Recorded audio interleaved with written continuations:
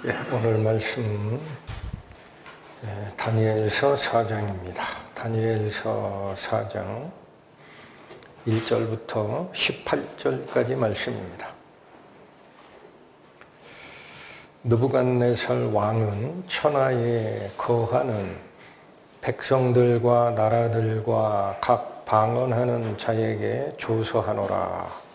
원하노니 너희에게 많은 평강이 있을지어다. 지극히 높으신 하나님이 내게 행하신 이적과 기사를 내가 알게 하기를 즐겨하노라. 크도다 그 이적이여, 능하도다 그 기사여. 그 나라는 영원한 나라요, 그 권병은 대대에 이르리로다. 나 느부갓네살이 내 집에 편히 있으며 내 궁에 평강할 때에 한 꿈을 꾸고 그로 인하여 두려워하였으되 곧 내 침상에서 생각하는 것과 뇌 속으로 받은 이상을 인하여 번민하였었노라. 이러므로 내가 명을 내려 바벨론 모든 박사를 내 앞으로 불러다가 그 꿈의 해석을 내게 알게 하라 하매 박수와 술객과 갈대아 술사와 점쟁이가 들어왔기로 내가 그 꿈을 그들에게 고하였으나 그들이 그 해석을 내게 알게 하지 못하였느니라. 그 후에 다니엘이 내 앞에 들어왔으니 그는 내 신의 이름을 조차 벨드사살이라 이름한 자요, 그의 안에는 거룩한 신들의 영이 있는 자라. 내가 그에게 꿈을 고하여 가로되 박수장 벨드사살아, 내 안에는 거룩한 신들의 영이 있은즉 아무 은밀한 것이라도 내게는 어려울 것이 없는 줄을 내가 아노니 내 꿈에 본 이상의 해석을 내게 고하라. 내가 침상에서 나의 뇌 속으로 받은 이상이 이러하니라. 내가 본즉 땅의 중앙에 한 나무가 있는데 고가 높더니 그 나무가 자라서 견고하여지고 그 고는 하늘에 닿았으니 땅 끝에서도 보이겠고 그 잎사귀는 아름답고 그 열매는 많아서 만민의 식물이 될 만하고 들짐승이 그 그늘에 있으며 공중에 나는 새는 그 가지에 깃들이고 무릇 혈기 있는 자가 거기서 식물을 얻더라.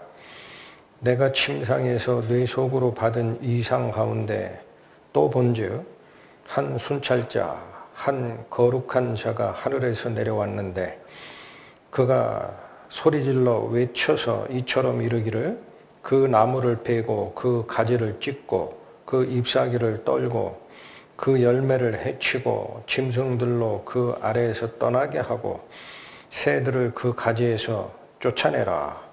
그러나 그 뿌리의 그루터기를 땅에 남겨두고 철과 놋줄로 동이고 그것으로 들 청초 가운데 있게 하라. 그것이 하늘 이슬에 젖고 땅의 풀 가운데서 짐승으로 더불어 그 분량을 같이 하리라. 또 그 마음은 변하여 인생의 마음 같지 아니하고 짐승의 마음을 받아 7대를 지나리라.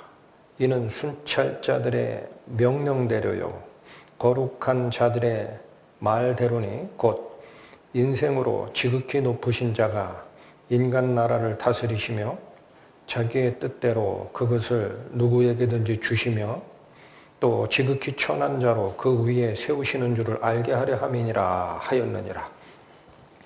나 느부갓네살 왕이 이 꿈을 꾸었나니 너 벨드사살아, 그 해석을 밝히 말하라. 내 나라 모든 박사가 능히 그 해석을 내게 알게 하지 못하였으나 오직 너는 능히 하리니 이는 거룩한 신들의 영이 네 안에 있음이니라. 기도하시겠습니다. 하나님 아버지, 오늘 저희가 공부해야 하는 느부갓네살 왕에게 두 번째 주신 하나님의 환상과 계시의 가르침,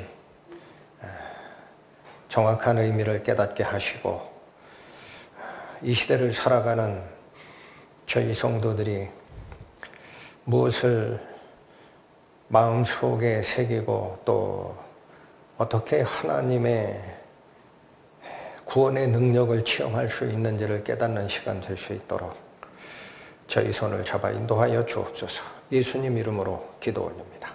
아멘.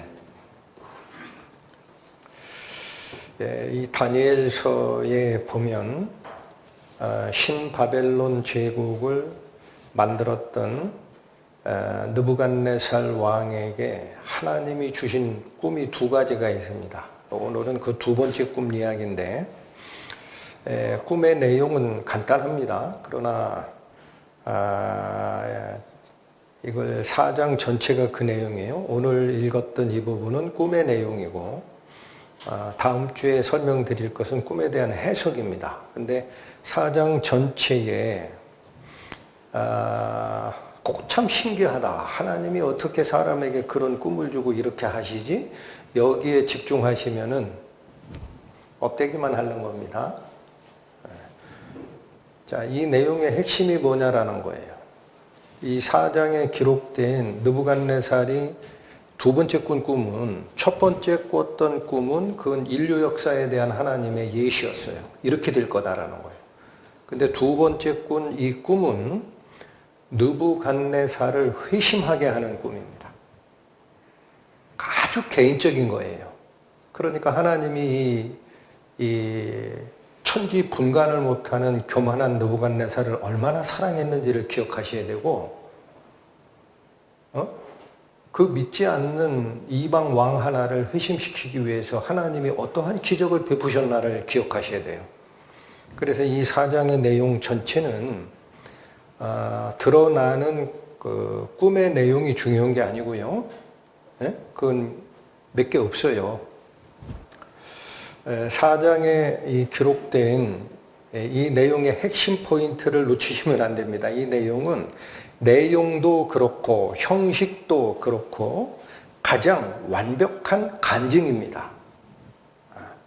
이거를 놓치시면 안 돼요. 그것도 믿지 않았던 이방 왕의 입에서 나온 가장 이 샘플이라고 그래요. 샘플.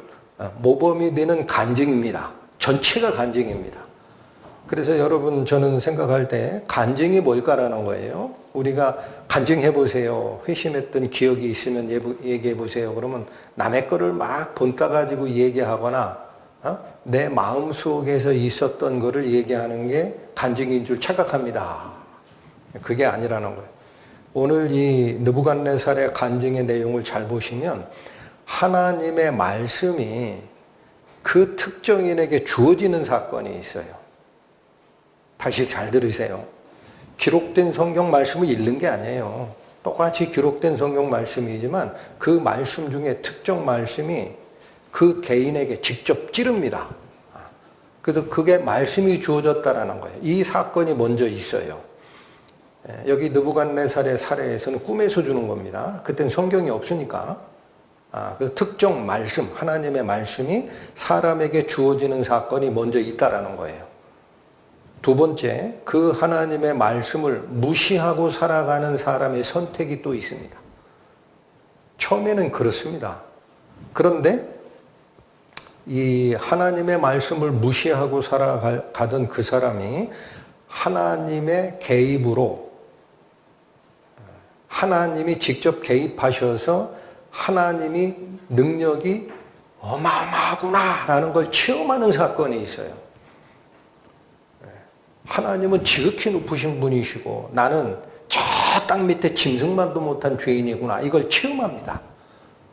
그리고 나서 완전한 하나님을 의뢰하게 되고 돌이킵니다. 이게 회개입니다.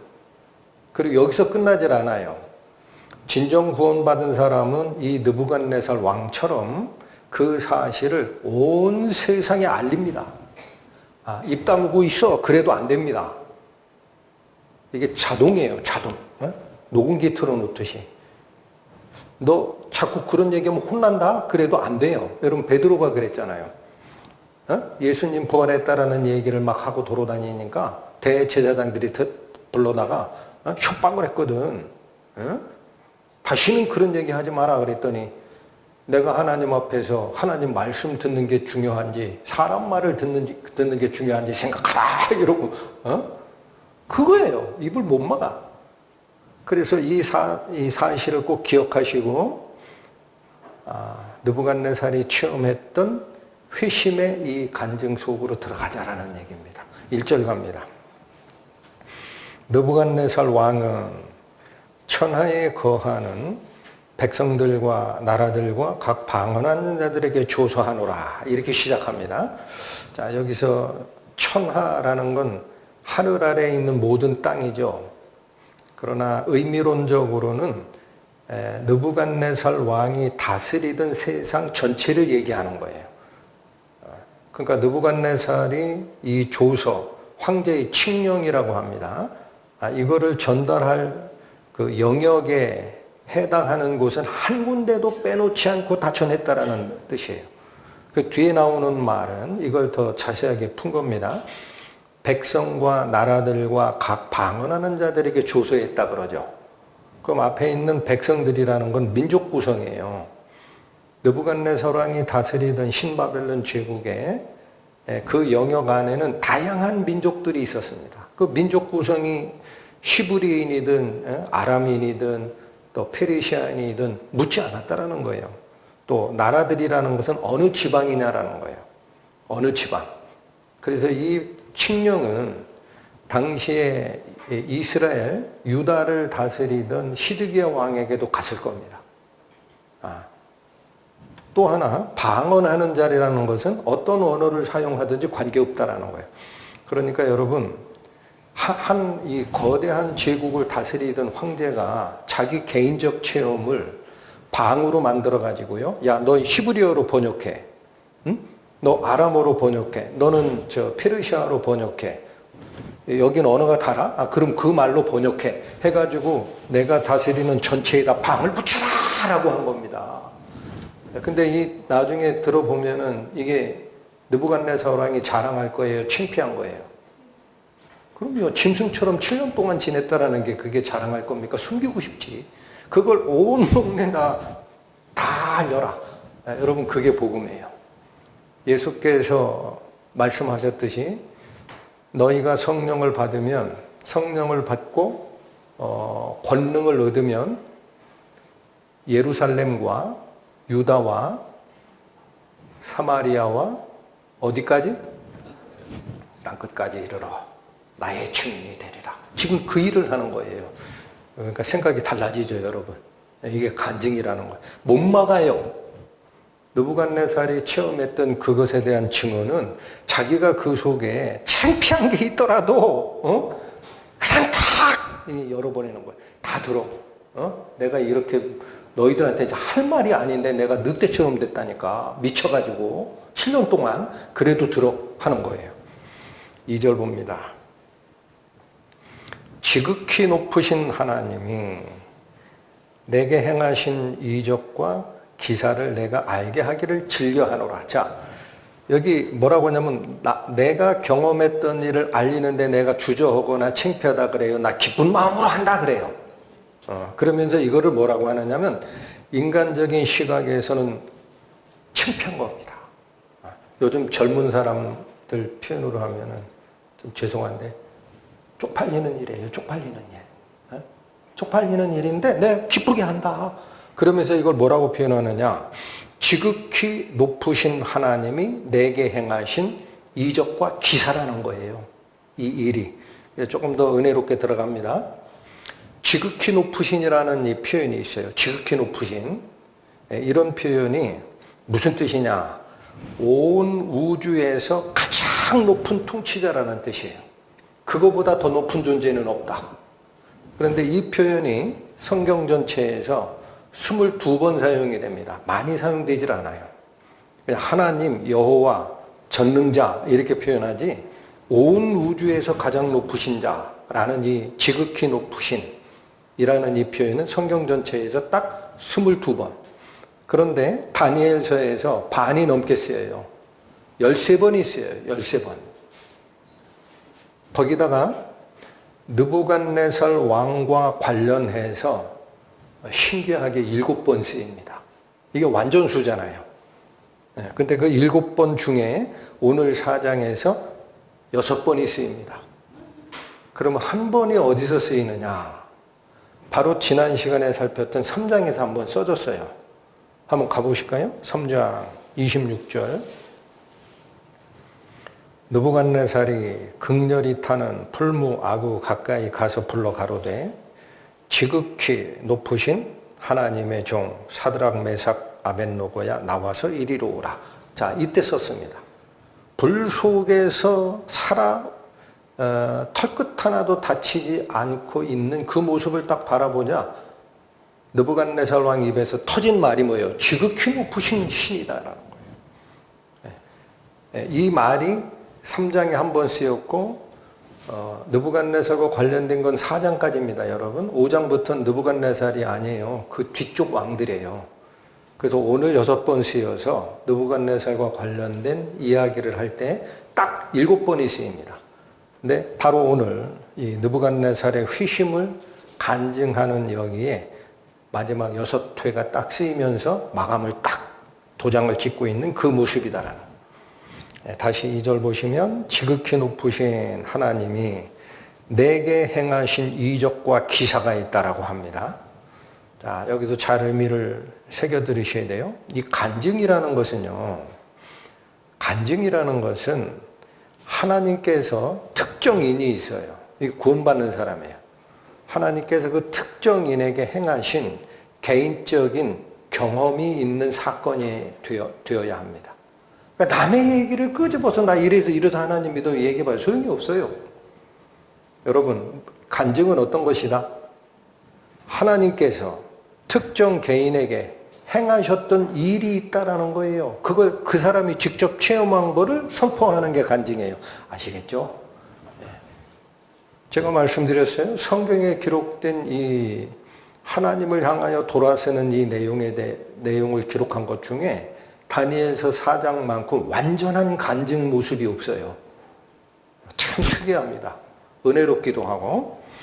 그래서 바로 그게 개인적인 체험이 일어나는 사건이고, 이게 어떻게 바뀌느냐? 느부갓네살 왕의 입에서 지극히 높으신이라는 표현이 7번 사용이 되는데 3장 26절에서 한번 사용되고 오늘 살피는 이 4장 간증문에서 6번 사용된다 그랬어요. 그런데 3장 26절의 상황을 가보면 이게 언제 어떻게 써진 거죠? 뭘 보고 지극히 높다라고 감탄을 했습니까? 뭘 보고? 하나님을 믿었던 사드락 메삭 아벳느고가 불 속에서도 죽지 않는 모습을 보고 자기가 너희들이 믿는 하나님은 지극히 높으신 하나님 맞다. 이렇게 입에서 터진 거였어요. 그런데 여기 잘 보십시오. 이게 느부갓네살에게 개인적으로 체험된 일일까요? 아닐까요? 어떻게 생각하세요? 아니에요. 여러분, 그 본 거예요. 누구한테 체험된 거야? 다니엘의 새 친구예요. 그 모습을 보고 이야 기가 막히다. 여러분 그거 구원 아닙니다. 아직. 그래야 이해가 돼. 다른 사람이 하는 거를 본 거지. 그 일이 자기에게 온 게 아니에요. 근데 오늘 4장에 일어났던 이 모든 일은 하나님의 기적적 역사하심이 누구에게 직접 온 거예요. 본인에게. 이제부터 하나님께서 느부갓네살에게 일을 시작하신다라는 거예요. 그래서 간증이라는 것은 그렇게 체험적으로 통과되는 것이다. 그러면서 이 일을 아까 얘기했습니다. 우리 인간적으로는 7년 동안 늑대처럼 짐승처럼 미쳐서 지낸 그걸 얘기할 황제가 어디 있어요? 감추고 싶지. 근데 그거를 너희들에게 알게 하기를 내가 즐겨하노라. 나 기쁜 마음으로 한다. 이렇게 얘기하면서 2절에 보면 이런 일들은 자기에게 뭐라는 거예요? 기적이라는 거예요. 기적. 이적이라는 건 여러분 사인입니다. 사인. 네? 여기 우리말에는 이적이라고 하는데 이게 표적이에요. 표적. 사인이고 기사라는 건 기적적 일이에요. 그래서 이게 두 개야. 두 개를 같이 엮으면은 초자연적 현상이 일어나는 것을 기적이라고 하는데 그게 누가 했느냐라는 것까지 우리가 발견해내는 사인이 되면 그게 하나님이다. 이 일을 하신 분이 하나님이다. 라는 것이 발견되는 사인까지 그 속에 숨어 있으면 그걸 표적, 이적이라고 합니다. 그래서 3절에 다시 설명합니다. 크도다 그 이적이요. 능하도다 그 기사요. 앞에 있는 걸 표적으로 바꿔주세요. 사인이에요. 응? 그러니까 여기 3절의 전반절도 의미가 있어요. 여러분, 사람이 태어나서 죽을 때까지 체험하는 일들이 있어요. 그 중에 가장 큰 기적이 뭐라고 생각하십니까?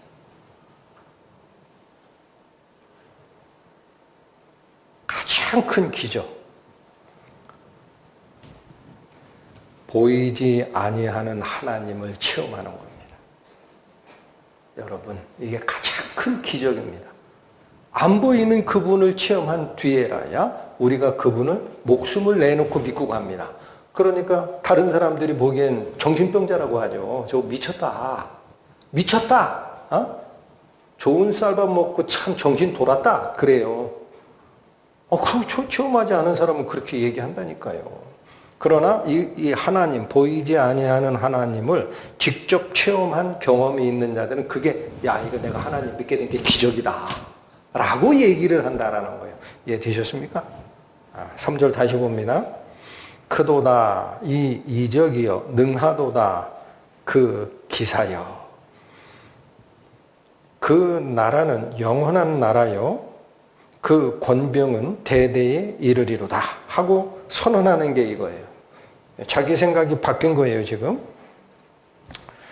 여러분, 단어가 어려워서 하나 설명드립니다. 이게 권병이라는 거, 권병. 한자로 표현한 건데, 앞에 권자는 권세 권자예요. 권력 할 때 그 권세 권자. 뒤에 병자는 뭐냐면 손잡이, 자루. 아시겠죠? 칼의 손잡이, 어떤 방망이의 손잡이, 이런 거를 병이라고 합니다. 잘 안 쓰이는 단어입니다. 그래서 의미가 뭐냐면 권세를 손에 잡다라는 뜻이에요. 손잡이 병을 쓴 이유가. 이 말은 무슨 얘기냐? 통치권을 직접 행사하는 것을 권병이라고 한 거예요. 요즘 세상엔 그런 단어 쓰지, 저도 몰랐어요. 준비하면서 한자 찾아보니까 그 뜻이에요. 그러니까 이건 뭐냐면 그의 나라는 영원한 나라고 그가 통치권을 행사하는 이 일은 대대에 이르지 중간에 스탑되는 게 없다라는 뜻이야. 그러면 여러분, 느부갓네살이 지금 개인적으로 회심하는 이유가 뭔지 아세요? 개인적으로 회심하게 되는 이유가 바벨론 제국의 통치권이 자기가 만들어낸 줄 알았다고. 그러다가 이게 아니구나. 하나님께서 세상을 다스리는 게 맞구나 라는 사실을 7년 동안 늑대처럼 짐승처럼 정신병이 걸린 것처럼 살다가 깨달아 버립니다. 그래서 지금 이 말은 느부갓네살 왕이 이 권력 구조에 대한 생각이, 인식이 180도 바뀐 사건인 거예요. 그 무슨 뜻이냐? 여러분 잘 생각하시죠? 우리 2장에서 한번 보시죠. 2장 45절 가보세요. 2장 45절. 느부갓네살 왕이 첫 번째 꿨던 꿈의 내용의 마지막이었어요. 2장 45절 보시면 왕이 사람의 손으로 아니하고 산에서 뜨인 돌이 철과 놋과 진흙과 은과 금을 부서뜨린 것을 보신 것은 뭔지 아시죠? 그 신상의 발 부분을 치니까 전부 부서진 거예요. 이것은 그 뜻이에요. 크신 하나님이 장래 일을 왕께 알게 하신 것이라 라고 그래요. 그리고 나서 그 왕께 알게 하신 해석이 44절에 먼저 나와 있었습니다. 44절 올라가세요. 이 열왕의 때에, 즉 금으로 된 머리, 그거보다 못한 은으로 된 가슴, 그거보다 못한 노수로 된 배와 넓적다리, 또 그거보다 훨씬 강한 쇠로 된 양 종아리와 10발가락. 그게 인간들이 다스리는 여러 왕들의 시대라는 겁니다. 그래서 그 왕의 때에 하늘의 하나님이 한 나라를 세우시리니 이것은 영원히 망하지도 아니할 것이요 그 국권이 다른 백성에게로 돌아가지 아니할 것이라. 여기가 이 말이에요. 이게 권병이 영원하다라는 뜻이에요. 오늘 본문에서 그 나라를 다스리는 고난이 딴 데로 돌아간다, 돌아가지 아니한다. 그래서 뭐라고 하냐면 도리어 이 모든 나라를 쳐서 멸하고 영원히 설 것이라. 그러니까 느부갓네살 왕에게 첫 번째 보여준 꿈의 마지막은요, 인류 역사의 통치가 마감되는 저 마지막 시기에 사람의 손에 의하지 아니하고 뜨인 돌인 산돌 예수 그리스도께서 오셔가지고 인류 역사를 싹 쓸어버리고 새로운 나라를 만드실 것이다라는 꿈이었어요. 맞죠? 이게 2장에서 보여준 꿈이었어요. 그런데 3장에 오면서 느부갓네살이 이걸 이해하는 행동을 하나요? 반대로 가나요? 반대로 갔죠. 그 신상 멋있더란 얘기야. 그래가지고 원래 머리는 금이요, 이게 당신이요라고 했거든. 이게 느부갓네살 왕을 상징한다. 그 다음에 이 은은 그거보다 못한 나라, 또 노은 또 다른 나라, 그 다음에 철로 된 나라는 온 세계를 철의 강함으로 다 부숴버리고 쟁취하는 나라가 될 것인데, 맨 밑에 하나님의 나라가 온다라는 이 말을, 꿈의 그 신상의 내용을 바꿔버립니다. 느부갓네살이. 어떻게 바꿨어요? 전체를 금으로 만들잖아요. 거의 30m짜리를. 그리고 와서 절하라 그러잖아. 그럼 꿈에서 봤던 신상의 개념을 거기다 대입하면은 전체를 황금으로 칠했다는 얘기가 뭐예요?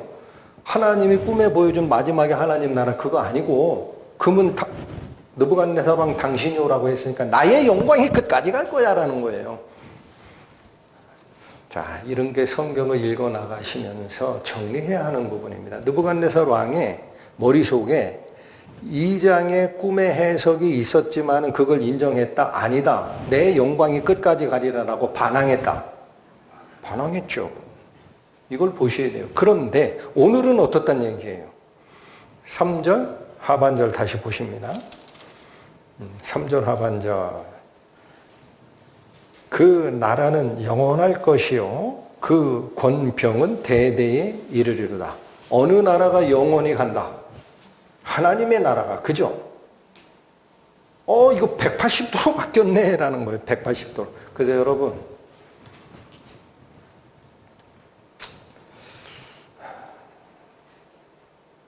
우리가 구원받으면 이렇게 바뀐다라는 거예요. 구원받기 전에는요, 내 속에 있는 통치자가 납니다. 죽어도 납니다. 하나님이 아니야. 예수께서 너에게 베풀어 주신 능력을, 은혜의 그 밑으로 들어가고 너는 십자가에 죽은 거니까 모든 것을 주님과 상의하고 너는 종으로 살아. 말은 듣죠. 느부갓네살이 꿈의 해석을 듣듯이. 그런데 실제는 누가 통치권을 행사해요? 나지. 죽어도 나야. 여러분, 이게 인간이에요. 그런데 실제 구원을 받으면은요, 통치자가 바뀝니다. 누구로 바뀌어요? 하나님으로 바뀌어요. 아멘 하십니까? 야, 신기해요. 느부갓네살이 경험했던 이게 그거구나. 우리에게 이걸 가르쳐 주려고 하는 거구나. 이걸 발견하는 오늘 은혜가 돼야 돼. 그래서 180도 바뀌었다라는 거예요. 4절로 갑니다. 나 느부갓네살이 내 집에 편히 있으며 내 궁에서 평강할 때에 5절 한 꿈을 꾸게 됩니다. 그래서 여러분, 이건 역사적으로 믿음의 선진들이 연구를 해요. 세계사를 연구한 사람들이 이 느부갓네살이 황제로 재임한 시기가 언제냐 했더니 BC 605년에 시작합니다. BC 605년, 주전 605년에 시작을 해서 주전 562년까지 살다가 죽어요. 이건 기록에 나와요. 그러니까 이 기간이 43년입니다. 여러분, 신바벨론 제국 전체 기간이 얼마 안 돼요. 이 느부갓네살에서 죽고 나서 나머지 세 왕인가 네 왕이 돌아가면서 통치하는데 금방금방 바뀌어요, 정권이. 이거 다 합쳐봐야 30년이 안 돼. 그러니까 신바벨론 제국의 전체는 반도 넘는 기간은 누가 통치한 거야? 느부갓네살. 그러니까 금머리가 너라는 거지. 자, 그런데 중요한 게 그건 아니고요. 주님 오시기 전 605년에서 562년까지가 느부갓네살이 통치하는 건데 오늘 이 사건이 벌어진 이 시기가 종이성경 가지고 계신 분은 앞에 연대가 나와요. 570년. 그럼 언제냐? 느부갓네살이 황제로 재위 시작한 뒤에 35년 지나간 때예요. 이 말이 무슨 얘기냐? 연대 기억하라는 얘기가 아니라 지방에서 반란이 일어나 뭐 하던 그거 다 평정되고요. 이제 느부갓네살 왕의 말이요 그러면은 꼼짝 못하던 태평성대입니다. 완전히 정권을 장악한 때 느부갓네살 왕의 통치가 최고조에 오르렀어요. 그러니까 이 양반은 고민할 게 없어요. 그래서 뭐라고 그래요? 4절. 나 느부갓네살이 내 집에 편히 있으며 내 궁에서 평강할 때에 이 일이 일어났다라는 거예요. 여러분 잠깐만 더요. 이 꿈의 내용 어떻게 돼요? 요 경고를 하고 나서 느부갓네살이 1년 동안 보통대로 삽니다. 12달. 하나님이 12달을 기회를 줬는데 회개 안 해. 거기서 미치거든요. 잘 기억하세요. BC 570년에 이 꿈이 내려왔어요. 해석해줬는데 회개한다 안 한다? 안 해요. 1년 동안 안 해요. 하나님이 주신 기회도. 그러니까 569년이 돼. 거기서 7년 동안 미친 짓을 해. 그러면 562년이나 3년이죠. 무슨 말을 하고 싶은 거냐. 7대가 7년이라면은 이 미친 사건을 지나가고 나서 왕위로 다시 회복이 됩니다. 그리고 1년이나 2년 통치하다가 죽어요. 그러니까 이 느부갓네살 왕의 실제 왕으로서 재임하는 기간 마지막에 일어나는 사건입니다. 그거 회심시키고 하나님이 그 느부갓네살 왕을 데려가는 거예요. 이걸 기억하란 얘기예요. 이 안정된 때에 5절 한 꿈을 꾸고 그로 인하여 두려워하였으되 곧 내 침상에서 생각하는 것과 내 속으로 받은 이상을 인하여 번민하였었노라. 이러므로 내가 명을 내려 바벨론 모든 박사를 내 앞으로 불러다가 그 꿈의 해석을 내게 알게 하라 하며 박수와 술객과 갈대아 술사와 점쟁이가 들어왔기로 내가 그 꿈을 그들에게 고하였으나 그들이 그 해석을 내게 알게 하지 못하였었느니라. 내용은 간단하죠. 네, 이게 굉장히 흉몽이에요. 여러분 여기 잘 보십시오. 느부갓네살 왕이 첫 번째 꿨던 꿈은요. 꿈 내용도 몰라요. 그래서 이 꿈부터 알아맞혀라. 그리고 해석하라 그래. 근데 이 개인적으로 꾼 두 번째 꿈은요. 느부갓네살이 생생하게 기억하고 있어요. 꿈속에서 했던 말도 기억을 해. 그러니까 뭐만 해주면 돼? 해석만 하면 되지. 그래서 첫 번째 꿈 꿀 때 그 갈대아 박사들이 주장한 게 뭐냐면은 꿈을 얘기하세요. 그러면 우리가 해석을 해드릴 수 있어요. 그랬죠.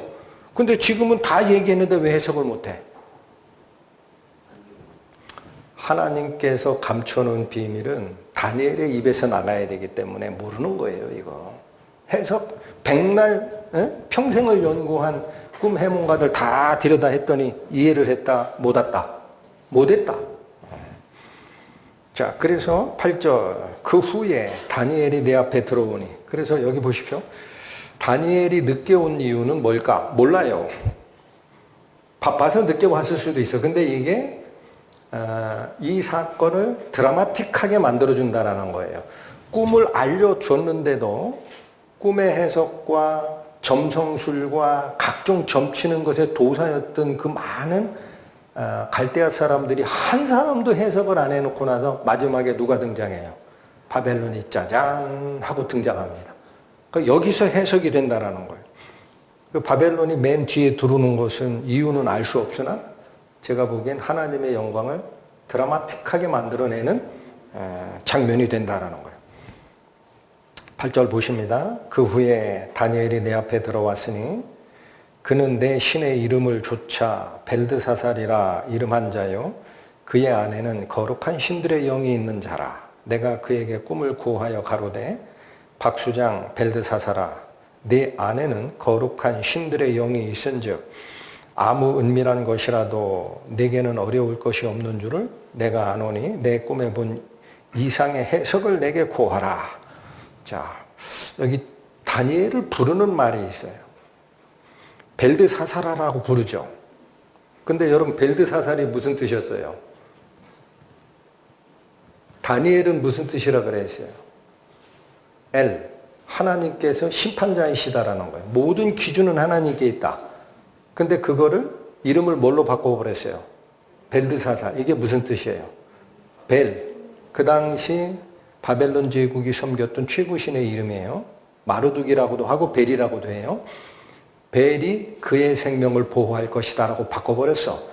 그런데 지금 부르기를 느부갓네살이 여전히 다니엘을 뭐라고 불러요? 벨드사살이라고 불러요. 그 얘기는 이방신이 얘를 보호한다라는 이름을 바꿔줬다? 아직 안 바꿔줬다? 안 바꿔줬다. 그 얘기는 뭐예요? 여러분 여기 잘 보세요. 다니엘이 신적 능력이 있다라는 건 이미 체험을 했다고. 느부갓네살 왕 입장에서 꿈도 해석하고 그런 얘기를 다 봤잖아. 그런데도 여전히 다니엘 속에 있는 영적 존재를 뭐냐? 여러 신들 중에 최고신의 영이 있다라고 얘기를 하는 거지 그걸 여호와의 영이라고 얘기를 안 합니다. 그게 다신교적 개념이 아직 가시지 않은 상태라는 거예요. 그래서 이름도 뭐라 그래요? 8절에 거룩한 신들의 영이 있다라는 거예요.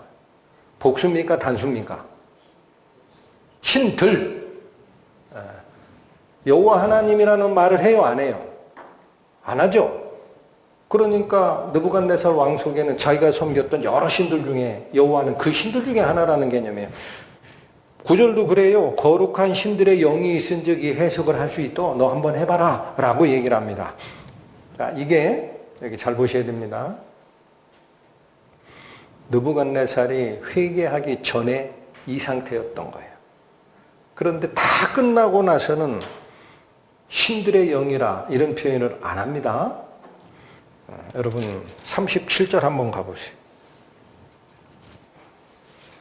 37절 보세요. 그러므로 지금 나 느부갓네살이 하늘의 왕을 찬양하며 칭송하며 존경하노니 이렇게 마지막 찬양을 올립니다. 여기서 하나님을 뭐라고 표현해요? 하늘의 왕. 이거 단수입니다. 여러분 하늘의 왕이라는 표현을 요즘 개념으로 바꾸면 온 우주의 최고 통치자 딱 한 분을 지칭하는 말이에요. 그러니까 여러분 회심이 끝난 느부갓네살 왕 입에서는 이제 유일한 통치자를 거명하는 거예요. 하늘의 왕이라는 거는 성경 전체에 딱 한 번 쓰여요. 여기. 이 사람은 그렇게밖에 이해를 못하니까 온 우주의 최고 통치자 이렇게 표현하는 거예요. 단수로.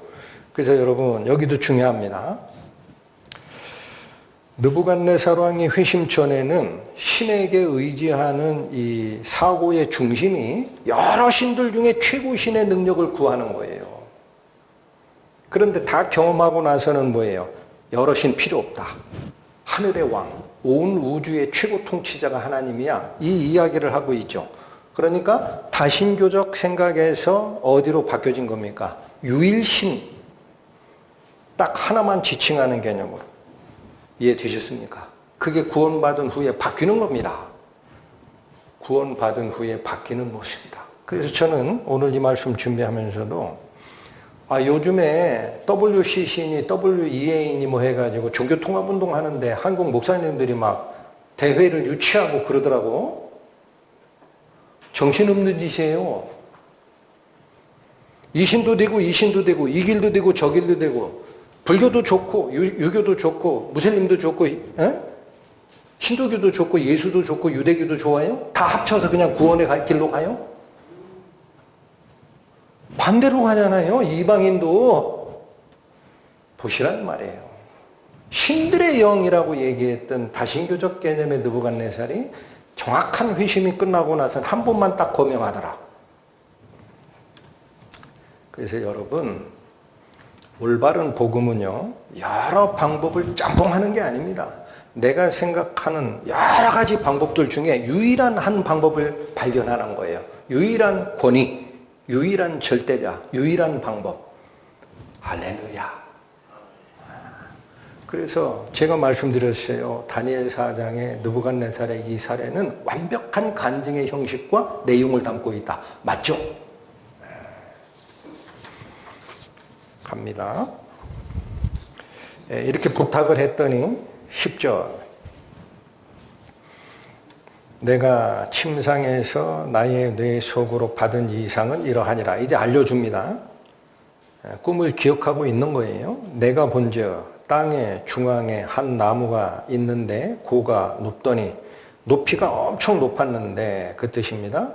11절 그 나무가 자라서 견고하여지고 이건 높이만 높은 게 아니라 점점 커졌다라는 거예요. 우람하게 커지고 그 고는 하늘에 닿았으니 땅끝에서도 보이겠고 그 잎사귀는 아름답고 그 열매는 많아서 만민의 식물이 될 만하고 들짐승이 그 그늘에 있으며 공중에 나는 새는 그 가지에 깃들이고 무릇 혈기 있는 자가 거기서 식물을 얻더라. 이게 본 꿈의 첫 번째 장면입니다. 거기 우리말에 혈기 있는 자라고 표현한 거 있죠. 이게 원어는 육체를 가진이라는 뜻입니다. 바꿔주셔야 돼요. 그래서 뭐냐? 동물을 얘기하는 거예요. 그래서 다른 번역본에서는 생물이라고 합니다. 식물을 뺀 생물이겠죠. 나는 생물이든 지상생물이든 기어다니는 거든 모든 생물이 거기서 식물을 얻더라 라는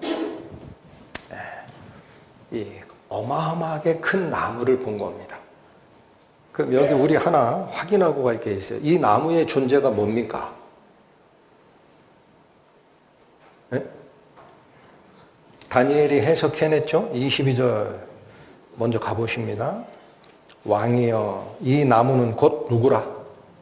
이게 느부갓네살이에요. 그 나무가. 느부갓네살을 이 나무로 표현하는 거예요. 그래서 여러분 이해를 돕기 위해서 슬라이드 딱 두 쪽 준비했습니다. 한번 보십니다. 자, 잘 보이죠?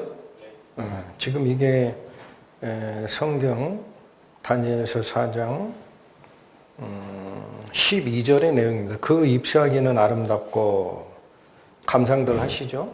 그 열매는 많고 만민의 식물이 될 만하고 들짐승이 그 그늘에 있고 공중에 나는 새는 가지에 깃들이면서 모든 생물이 거기서 식물을 얻을 만큼 우람하고 높고 풍요로운 나무였다라는 겁니다. 이거를 본 겁니다. 그러면 저는 이 말씀을 읽을 때 무슨 생각을 했냐면은 저렇게 모든 생물이 식물을 얻을 만하고 모든 생물을 품어낼 수 있는 생명의 근원은 사람이 아니잖아요. 누구세요? 하나님이시잖아, 하나님. 근데 느부갓네살 왕을 저렇게 표현한다고요. 이 나무가 느부갓네살 왕 당신이요. 이렇게 다니엘이 22절에 설명을 했으니까, 그죠? 야, 이게 뭘까라는 거예요. 이게 궁금해졌어요. 이게 뭐지? 생명을 주시는 원천은 하나님이시고 모든 생물이 거기서 먹을 것을 얻을 만한 그 분은 하나님인데 왜 왕을 저렇게 표현했을까? 그렇다면 하나님, 생명의 근원 되시는 하나님과 세상을 통치하고 있는 통치자 왕은 무슨 관계냐라는 겁니다. 잠언 25장 가보십니다. 구약성경 937페이지 펴보십니다. 잠언 25장 2절 보십니다. 이를 숨기는 것은 하나님의 영화요 이를 살피는 것은 왕의 영안이라. 여러분 간단하죠? 이게 무슨 뜻이냐면 이를 숨기는 것은 하나님의 영화요 라는 것은 하나님이 하시는 그 모든 결정과 역사하심은 눈에 보이게 나타나질 않는다라는 겁니다. 하나님이 물질이면은 하나님이 눈에 보이는 물질이면 그가 행하시는 결과물들이 다 눈에 보여요. 그런데 그러면 물질이 망할 때 하나님도 망해야 되잖아. 하나님은 그걸 초월해 계세요. 그래서 사도 바울 입에서 뭐라고 그랬어요? 보이는 것은 나타난 것으로 말미암아 된 것이 아니라. 그게 무슨 뜻이라고 그랬어요? 우리의 눈에 보이는 이런 사물들은 나타난 것, 이미 존재하는 재료를 가지고 만든 게 아니다 그러는 거예요. 이해가 되시죠? 그래서 하나님의 진짜 영광은 사람과 다르고 물질과 다르고 눈에 보이는 것들과 다른 게 하나님의 영광이에요. 그래서 하나님께서 하시는 일이 숨겨진 상태가 된다라는 이야기는 하나님 자신이 눈에 보이지 아니하시나 뒤에서 모든 것을 주관하는 영광의 그 주체다라는 뜻이다라는 거예요. 여기 이해 못하시는 분 없죠? 네? 네, 사도 바울 입에서 뭐라고 그랬어요? 눈에 보이는 걸 누가 믿으리요 그랬어요. 우리가 바라고 쫓아가는 건 눈에 보이지 아니하는 하나님의 영광이다 그랬어요. 여러분 죽고 나서 가야 되는 천국과 지옥 지금 보여요? 안 보여요? 안 보인다고 없어요? 네? 눈에 보이는 것만 다예요? 그럼 그 믿음 아니지. 이게 하나님의 영광이라는 겁니다. 그런데 이어지는 그 말씀이 이 일을 살피는 것은 누구의 영광이라? 자, 여기 잘 들으셔야 됩니다. 살피는 이라는 이 단어가 히브리어 원어로 하카르라고 읽히는 단어입니다. 근데 무슨 뜻이냐면 연구하여 찾아내다라는 거예요. 무슨 뜻이다? 연구하여 찾아내다. 그러니까 하나님께서는 눈에 보이지 아니하시는 존재이시고 그분께서 하시는 일은 우리 사람의 눈에 드러나지 않고 뒤에 있어요. 이게 하나님께서 역사하시는 방식이에요. 그런데 이 땅을 다스리는 통치자인 왕은 뭐를 드러내는 게 영광이라는 거예요. 여기 지금 잘 보셔야 돼요. 어려운 거 아니에요. 안 보이시는 하나님이 했던 일들이 있어요. 그 은혜가 있어요. 그분이 역사하는 원리가 있어요. 그거를 연구하고 찾아내서 그걸 그대로 은혜를 발견해야 하는 사람들 눈앞에 쫙 펼쳐내는 게 누구의 영광이다. 그러니까 보십시오. 세상 통치자는 자기가 잘했다고 업적 드러내는 게 영광이에요? 아니에요? 어렵지 않은 질문 드리는 겁니다. 세상 통치자들이 있어요. 그럼 그 통치자가 뭔가를 좀 잘했어. 그럼 야 봐라. 봐. 내가 했다니까. 이게 그의 영광이에요. 잠깐 그거 아니고 이거 원래 하나님이 하시던 일인데 내가 대리자로 이거 하나님께서 우리 인간과 동물들을 위해서 먹고 살라고 주는 은혜인데 내가 대신 이거를 골고루 하나님의 은혜가 당신들에게 가는 거요 라는 걸 알려주기 위해서 대리를 했을 뿐이요 라고 얘기하는 게 영광이에요. 여러분 다음 주에 살피겠지만 느부갓네살이 7년 동안 짐승처럼 정신병 걸린 자처럼 그렇게 사는 이유가 이거 내가 했다라고 얘기하다가 그렇게 되는 거예요. 아시겠어요? 세상에 어떤 통치자든 간에 내가 잘했다라고 떠드는 사람이 있죠? 하나님 근처를 못 간 사람이에요. 누가 됐든지 간에. 그래서 여기 보십시오. 이 그림 기억하세요. 열매가 많아. 새들도 깃들어. 동물도 밑에 그늘에서 쉬어. 모든 생물이 음식을 거기서 구할 만한 저 아름다리 나무가 느부갓네살 왕이라고 표현되어 있지만 느부갓네살 왕이 아니라 하나님께서 이 생명을 모든 생물과 사람들에게 나눠주신다라는 걸 드러내는 대리자였다라는 뜻입니다. 아멘. 아시겠어요? 아시겠어요? 응? 아무리 전 세계를 통치하던 느부갓네살이라고도 느부갓네살은 하나님의 은혜를 연구하여 찾아내 이 세상에 드러내는 저 나무가 됐어야 되는 거예요. 그게 통치자를 세우는 하나님의 목적이었다라는 사실입니다. 이해되셨습니까? 다시 오십니다. 다니엘서 4장 10절, 12절 첫 번째 꿈의 내용이 그거였습니다. 그 나무가 자라서 견고하여지고 그 높이는 하늘에 닿았으니 땅끝에서도 보이겠고 그 잎사귀는 아름답고 열매는 많아서 만민의 식물이 될 만하고 사람들의 식물이 될 만하고 또 들짐승이 그 그늘에 있으며 짐승들도 거기서 휴식을 얻고 그 뜻이에요. 공중에 나는 새도 그 가지에 깃들이고 무릇 생명이 있는 존재들이 거기서 모든 식물을 얻을만 하더라. 이 본질은 하나님이셨다. 근데 그걸 왜 느부갓네살 왕이라고 하느냐? 잠언 25장 2절 말씀처럼 이 일을 숨기는 것은 하나님의 영광이요 그 일을 연구해서 찾아내는 것이 왕의 영광이니라 라고 했던 말씀처럼 하나님의 대리자로 통치하는 그 나무의 모습이 느부갓네살 왕이 됐어야 한다는 얘기입니다. 자, 요거 보여주셨어요. 그리고 나서 두 번째 꿈의 장면이 있습니다. 13절로 갑니다. 내가 침상에서 뇌 속으로 받은 이상 가운데 또 본즉 두 번째 꿈의 장면이 나와요. 한 순찰자, 한 거룩한 자가 하늘로부터 내려왔습니다. 여러분 이 순찰자는 지상의 존재예요? 하늘의 존재예요? 네. 하늘의 존재가 땅을 순찰하고 계신 거예요. 그래서 여러분 이 순찰자라는 이 존재는 어떤 사람들은 지상사역을 담당하던 제2위 하나님이다라고 표현도 하고 뭐 그렇게까지 굳이 볼 필요 없다. 하나님께서 당신의 천사들을 보내서 땅을 감찰하고 어떤 일이 일어난지를 보고받고 있기 때문에 그냥 천사다라고 봐도 된다라는 분이 있어요. 저는 후자입니다.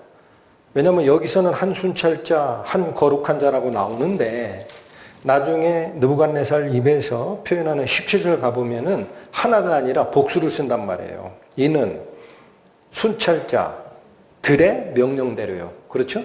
네, 그래서 그건 중요치 않아요. 네, 이 존재를 자꾸 모르는데 막 밝혀내가지고 이거요라고 주장할 필요 없어요. 어쨌든 중요한 거는 이 순찰자의 역할이 뭐냐면 온 세상을 다니시는 여호와의 눈이라고 표현되어 있는 하나님의 뜻을 대리하는 천상의 존재들입니다. 네, 그래서 그 순찰자가 대표자 한 사람이 한 존재가 내려와서 14절 그가 소리질러 외쳐 이르기를 이처럼 이르기를 그 나무를 베고 그 가지를 찢고 그 잎사귀를 떨고 그 열매를 해치고 짐승들로 그 아래에서 떠나게 하고 새들을 그 가지에서 쫓아내라.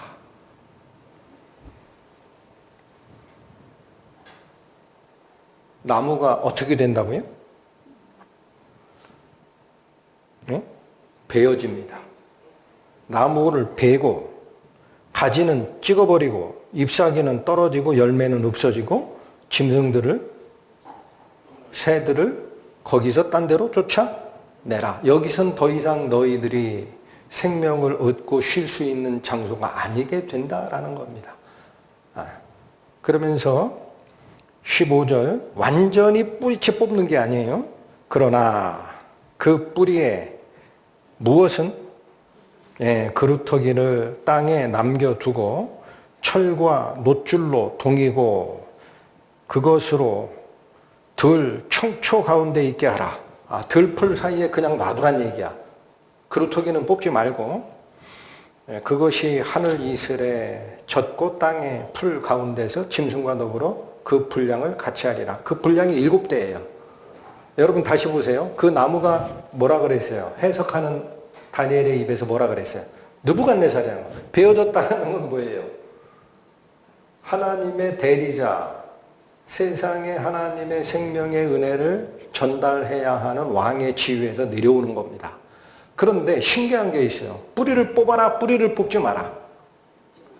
뿌리는 뽑지 말아요. 그루터기는 놔두래요, 15절에. 그리고 더 재밌어요. 그루터기를 그냥 놔두면 딴 사람이 와서 뽑을 수 있잖아. 그러니까 뽑지 못하게 뭘로 동여놔? 철과 놋줄로. 이거는 아무도 그 뿌리도 건드리지 못하게 하라는 거예요. 이게 누구 명령이에요? 하늘의 순찰자의 명령이에요. 그래서 여기 슬라이드 한 번만 더 봅니다. 그렇게 무성했던 이 나무의 모습이 첫 번째 꿈의 모습이에요. 그런데 두 번째는 이렇게 되는 겁니다. 저 나무 그루터기 밑에 저 거짓골 하고 있는 사람 하나 저기 있죠. 저게 느부갓네살의 그 신세가 돼요. 저렇게 그려놓는 거예요. 짐승들과 같이 7대를 지날 것이다. 풀 속에서. 이 그림 한 번씩 보시라고. 그냥 얘기하면 또 집중력이 없어. 집중력이 없어. 그래서 뭐 들었지? 그러시더라고. 그래가지고 표현해 드린 거고. 자, 다시 오십니다. 그래서 이 두 번째 이 꿈의 장면에서는 하늘에서 내려온 한 거룩한 자, 한 순찰자가 명령을 내립니다. 자, 그 영화롭던 나무를 다 패라. 그리고 그 가지에 있는 열매 다 따버리고 이파리도 다 떨어뜨리고 거기에 쉬던 새들 쫓아버리고 그늘에 살던 짐승들도 다 쫓으라. 그리고 그 그루터기가 청초, 푸른 풀 가운데 있어서 땅의 풀 가운데 짐승과 더불어 그 자기의 때, 분깃. 이게 16절에 보니까 이렇게 돼요. 또 그 마음은 변하여 인생의 마음 같지 아니하고 짐승의 마음을 받아 7대를 지날 것이라. 갑자기 이 베어진 나무가 무슨 마음이 있어요? 식물인데. 그게 느부갓네살이라니까. 자, 이게 무슨 뜻이냐? 느부갓네살의 마음이 사람 마음이 아니라 뭐처럼 바뀌어요? 짐승의 마음을 받아요. 그래서 여러분, 지금도 의학적으로 리칸트로피라는 증상이 있습니다. 리칸트로피. 무슨 뜻이냐? 앞에 리칸이라는 단어는 헬라어로는 루코스라고 늑대입니다. 늑대. 뒤에 트로피라는 건 안트로포스라는 사람을 나타내는 단어에서 나온 거예요. 그러다 리칸트로피라는 거는 루코스, 안트로포스라는 두 단어가 합치면서 된 건데 우리말로 늑대 인간이에요. 늑대 인간 증후군이라는 말을 써요. 의학에서.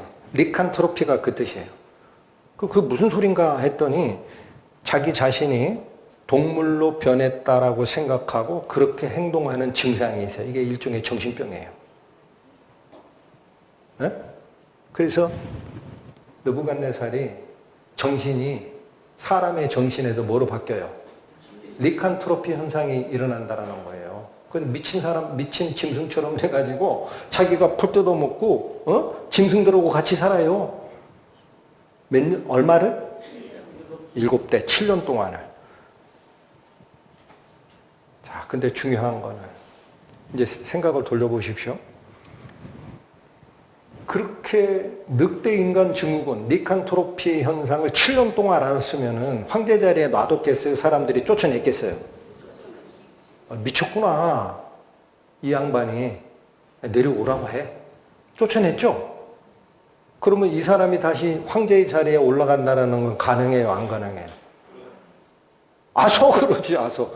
야, 그 사람 낫다더라. 그러면 아소? 야, 그 병이 언제 돌릴 줄 아냐? 옛날에도 멀쩡했다가 이렇게 바뀌었어?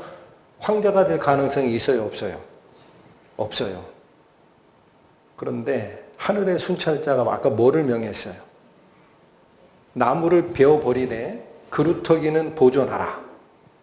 이거 누가 파가지 못하게 철과 노끈으로 딱 묶어놓으라 그랬죠. 그래서 저 리칸트로피 현상, 짐승의 마음을 받아 7대, 7년이 지난 후에 하나님이 느부갓네살을 다시 황제의 자리에 앉힙니다. 사람이 하는 일입니까? 하나님께서 역사하셔야 가능한 거예요. 후자죠. 자, 그러면 이 일이 뭐냐면요. 가장 높았던 느부갓네살 왕을 야, 네가 바벨론을 만들고 너의 영광을 드러내려고 바벨론 성이 나의 업적이야 라고 얘기하느냐? 네 정신 하나 네가 못 챙긴다라는 거예요. 내가 손 하나 까딱하면 네 정신 하나 말짱하게 유지할 수 있는 능력이 너에게는 없어. 이제부터 늑대의 마음을 줄 거야. 한번 봐라. 그러면 그 늑대의 마음을 가지고 미친 자처럼 생활했던 7년의 기간이 그 자에게는 사람의 지위에서 제일 비천한 자가 된 거죠. 그건 어디다 일꾼으로도 안 쓸 거야. 미쳤다는 소리가 들리면. 맞아요? 안 맞아요? 네, 여러분 그래서 여기 보십니다. 핵심이 이겁니다. 17절 보십시오. 이는 자 지금까지 봤던 거예요. 이거. 이는 순찰자들이 명령했던 대로라는 거예요. 어? 느부갓네살이 다니엘에게 설명해 주는 거예요. 거룩한 자들이 말했던 대로다라는 거예요. 그럼 뭐라고 얘기했길래 이렇게 됐다는 거냐? 그 뒤가 순찰자, 거룩한 자들이 느부갓네살에게 줬던 말입니다. 예, 이게 이 꿈의 목적입니다. 인생으로 하여금, 인생이 누구예요? 사람들, 인간들로 하여금 지극히 높으신 자가 인간 나라를 다스리시며 자기의 뜻대로 그것을 누구에게든지 주시며, 그래서 느부갓네살이 뽑힌 거예요. 내 종 느부갓네살이라고 하잖아요. 또 그 다음에 이거예요. 또 여기서 끝나는 게 아니에요. 지극히 천한 자로 그 위에 세우시는 줄을. 그래서 7년 동안의 니칸트로피 증상을 겪었던 저 느부갓네살 왕이 다시 황제의 자리에 복귀하는 것도 누가 한 거예요? 예, 여러분, 이게 핵심이라는 거예요. 이렇게 하는 줄을 알게 하려 함이니라.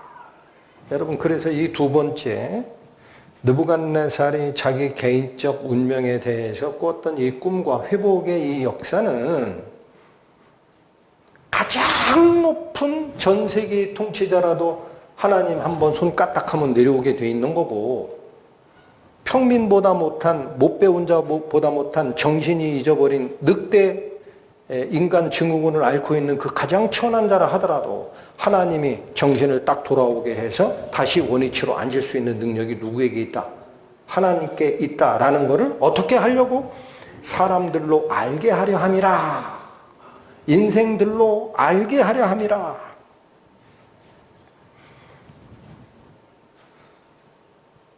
이거를 나중에 경험하는 겁니다.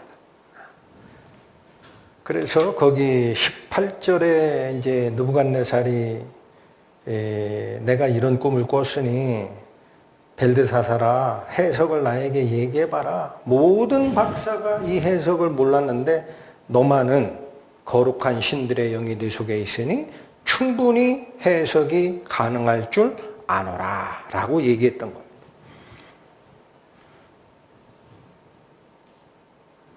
큰 나무 베어지고 7대를 미친 짐승의 마음을 가지고 살아가고 다시 위에 올라오는 이 사건이 왜 일어났다고요? 느부갓네살에게는 자기가 회심하고 하나님께 돌아오는 계기가 된 겁니다. 그 느부갓네살에게 제일 중요한 거는 바로 그 황제의 왕권이었어요. 그거 쳐버리는 거예요. 네가 교만해? 내 앞에서는 너는 짐승과 같아. 여러분, 그래서요, 또 하나, 이 믿음의 선진들이 하는 이야기가 있어요. 사람이 살아가면서 아까 제가 말씀드린 게 있어요. 최대의 기적은 보이지 아니하는 하나님을 체험하는 것이다. 그런데 또한 이런 말씀들이 나와요.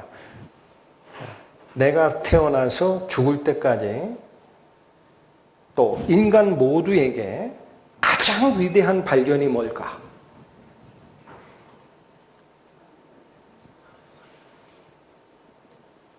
뭐를 찾아내서 노벨상 받고 싶어요? 네? 코페르니쿠스처럼 지동설 만들어내서 발견해내서 인간 최대의 내가 발견을 했노라 라고 자기 이름을 세상에 내고 싶으냐 이거예요. 여러분, 뭐 같아요? 사람이 일생 동안 살아가면서 가장 위대한 발견이 뭘까요?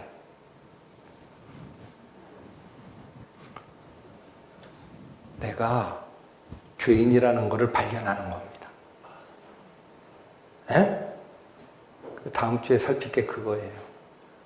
다음 주에 살필 게 느부갓네살이 자기가 죄인이라는 것을 그때 아는 거예요. 제일 높은 황제가 아니에요. 여러분, 그래서 내가 죄인이라는 걸 아는 거는요, 성경 말씀 읽고 약간 내려와가지고, 아, 그래, 내가 죄인이야. 이렇게 하는 게 아니에요. 그게 회심이 아니에요. 그거 자기 마음에 쏘은 거예요. 그게 아니고 나는 저 늑대 인간처럼 진짜 보잘것없고 인간도 아니야. 이거를 하나님의 말씀 앞에서 딱 개인적으로 체험하는 겁니다. 그래서 거기에 대해서 너 죄인아, 라고 얘기하면은요, 속에서 부하가 오르고 나보고 잘못했다고 하네? 라는 마음이 그다음부터는 안 들어요. 예? 형제자매가도 마찬가지예요. 누가 무슨 얘기를 지적하면은 삐지거나 그러진 않아요. 생각을 해요. 아, 가만히 있어봐. 내가 그렇지. 하나님 앞에 의롭다함을 받은 거지 내가 의로워진 건 없어. 응? 나는 과거에 죄인이었고 지금은 용서받은 죄인이야. 내 본질이 바뀌어진 적이 없어. 그러니까 나를 돌아보게 됩니다. 아, 이 말씀이 지금 현재 이 시점, 이 시간, 이 장소, 다른 형제하고 교제하는 이 과정에서 나에게 가르침이 있구나. 나를 돌아보지. 자꾸 이 돋보기 가지고 너 잘못됐잖아. 네가 더 잘못됐지. 네가 이러는 상태가 안 생기는 겁니다. 그게 자기가 죄인인 걸 발견하는 거예요. 하나님 말씀이 딱 오는 순간이 있죠. 언뜻 아, 이거 하나님 말씀이다 라고 생각하는 순간 모든 화살표가 어디를 향해요? 내 속에 있는 죄로 향합니다. 아, 그래, 용서받은 죄인이야. 하나님이 또 은혜를 주셨네. 나 돌아보라고. 저 형제가 아니었으면 내가 내 잘못하는 이 행동을 어떻게 알았을까? 하나님 감사합니다. 느부갓네살 입에서 나오는 간증이 얼마나 은혜로운지 맛을 보시고 계시는 겁니다. 자, 그래서 또 하나 우리가 꼭 기억하고 갈 것은 이 느부갓네살이 개인적으로 체험하는 이 사건에서는 제일 높게 올라갔던 느부갓네살 왕이 인간보다도 낮은 짐승의 마음으로 나는 진짜 죄인이구나 라를 발견하는 은혜였어요. 또 하나가 있어요. 이 전체 사건의 목적은 뭡니까? 잊어버리시면 안 됩니다. 17절에 곧 인생으로 하여금 지극히